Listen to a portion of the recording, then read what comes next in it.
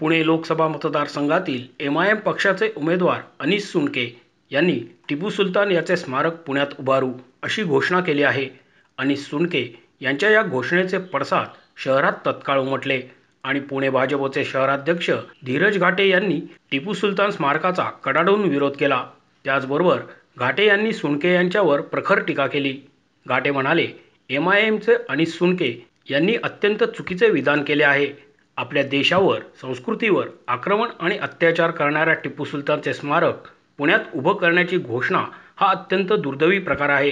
पुणे ही क्रांतिकारकांची, शूरवीरांची भूमी आहे आणि अशा भूमीवर टिपूचं स्मारक उभं करण्याचं विधान करण्याचं सुनके यांचं धाडस होतच कसं, असा सवाल करून धीरज घाटे यांनी अनिस सुनके यांचा निषेध केला। तमाम पुणेकरांचा अपमान करून एका विशिष्ट समाजाचे लांगुल चालन करण्याचा प्रयत्न अनिस सुनके करत आहेत। आम्ही त्यांना कडाडून विरोध करत आहोत। वेळप्रसंगी आम्ही सुनके यांच्या घराबाहेर तीव्र आंदोलन करू। केवळ मतांचं ध्रुवीकरण करण्याचा त्यांचा प्रयत्न आहे, परंतु आम्ही पुण्याच्या पावनभूमीवर टिपू सुलतानचं स्मारक कदापि होऊ देणार नाही, असा सज्जड इशाराही धीरज घाटे यांनी दिला आहे। काल पुणे लोकसभेमध्ये एमआयएमचे पुणे लोकसभेचे उमेदवार अनिस सुनके यांनी एक चुकीचं विधान केलं। या देशावरती, आपल्या संस्कृतीवरती आक्रमण करणारा टिपू सुलतान याचं स्मारक पुण्यामध्ये उभं करू अशी घोषणा काल अनिस सुनके यांनी केली। मला असं वाटतं की पुणे शहर हे या देशाची एक सांस्कृतिक ओळख आहे, सांस्कृतिक राजधानी आहे। छत्रपती शिवाजी महाराजांच्या पावन स्पर्शाने पुनीत झालेली ही भूमी आहे। लोकमान्य बाळ गंगाधर टिळक यांनी स्वराज्य हा माझा जन्मसिद्ध हक्क आहे आणि तो मी मिळवणारच असे उद्गार या पुण्यामध्ये काढले।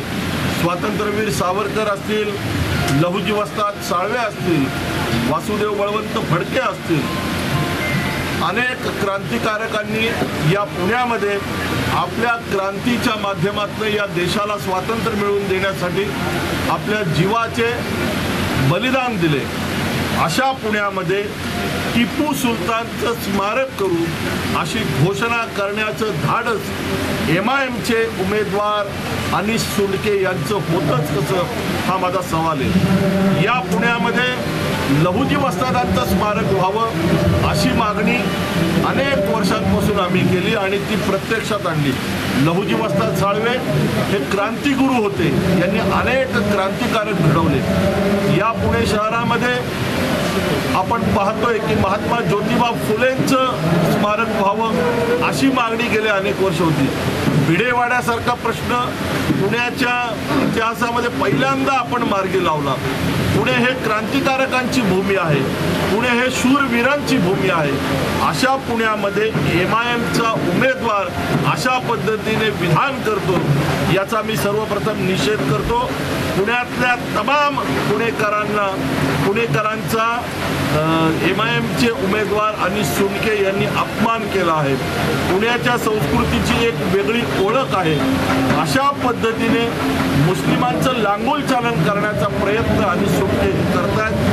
टिपू सुलतान हा काही या देशातला महापुरुष नव्हता। टिपू सुलतान हा काही या देशातला क्रांतिकारक नव्हता। टिपू सुलताननी या देशावरती आक्रमण केलं। टिपू सुलताननी या देशावरती स्वारी केली। त्यांनी शेकडो सैनिकांसह कलकत्त्यामध्ये आक्रमण केलं। टिपू सुलताननी हजारो निरपराध महिलांचे बळी घेतले, हजारो निरपराध पुरुषांचे बळी घेतले, लहान मुलांना सुद्धा गळ्यामध्ये अडकवून मारलं। अशा या टिपू सुलतानचा नराधमाचं पुण्यामध्ये स्मारक करण्याची हिंमत मुळात होतेच कशी?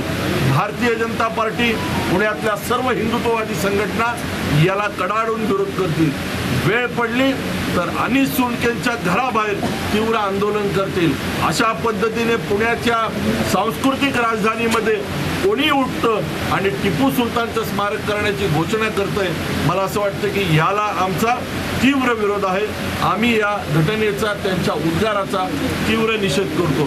केवळ आणि केवळ मतांचं ध्रुवीकरण करण्याचा प्रयत्न अनिस सुनके या ठिकाणी करतात ते आम्ही होऊ देणार नाही। या देशातले जे महापुरुष होते, या देशामधले जे महान क्रांतिकारक होते, या देशातले जे राष्ट्रपुरुष आहेत त्यांचं या ठिकाणी गुणगान गायलं पाहिजे। या भारत मातेसाठी ज्यांनी बलिदान दिलं त्यांचं या देशामध्ये गुणगान केलं पाहिजे, गायलं पाहिजे। टिपू सुलतानचा आणि पुण्याचा संबंध काय? पुण्याच्या या पावनभूमीमध्ये टिपू सुलतानचं स्मारक आम्ही होऊ देणार नाही। आणि अशा पद्धतीने जर कोणी विधान करत असेल, जातीय तेढ करत असेल, समाजामध्ये तेढ निर्माण करण्याचा प्रयत्न करत असेल तर तो आम्ही हाडून पाडू। मोशी न्यूज नेटवर्कसाठी मोहित शिंदे, पुणे।